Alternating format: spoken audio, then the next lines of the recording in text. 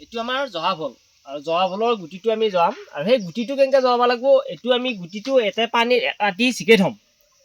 সেইকাৰণে আমি ৰাতি ছিকে থোৱাৰ কাৰণে আমি এইটো কাটি ল'ম এতিয়া এইটো কিন্তু হেৰি দেই এই ভোলটো কিন্তু খাব ভাল আৰু যোৱাবাৰো খেতি কৰিছিলোঁ আৰু ইয়াৰে পুলি বহুতে বিচাৰিছে সেইকাৰণে এইবাৰ আকৌ পেকেটটো আনিছোঁ আনি এতিয়া এই জহা ভোল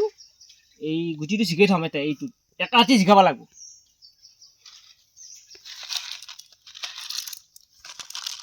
এইটো গুটি বহুত নাই কিন্তু দাম বহুত 195 টকা আছে কিন্তু 150 টকা ৰাখছি এইকেইটা গুটিকেইটা এতিয়া মই এইটো ৰাতি ছিকে থৈছোঁ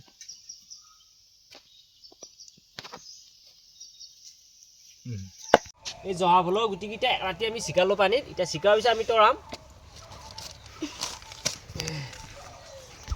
কাপোৰখনত তৰাই লৈছোঁ বাৰু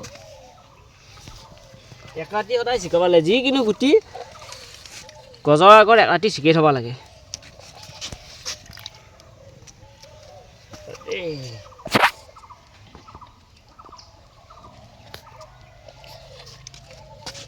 এইকেইটা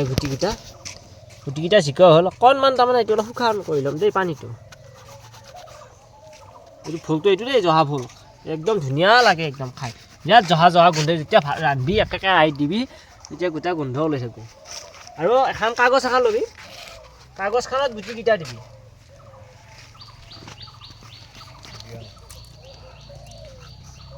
কাগজখনত গুটিকেইটা দি তলত এখন কাগজ দিবি এইটো চাই লওঁ গুটিকেইটা ইয়াতে দিলি দি এইটো তাত টোপোলা কৰিবি দেই টোপোলা কৰিবি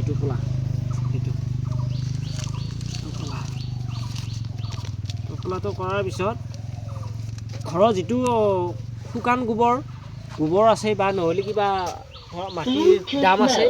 সেই দামৰ ভিতৰত ভৰাই থৈ দিবি চাই লওঁ এনেকুৱা মাটিত ইয়াতে বঢ়িয়াকৈ ভৰাই থৈ দিবি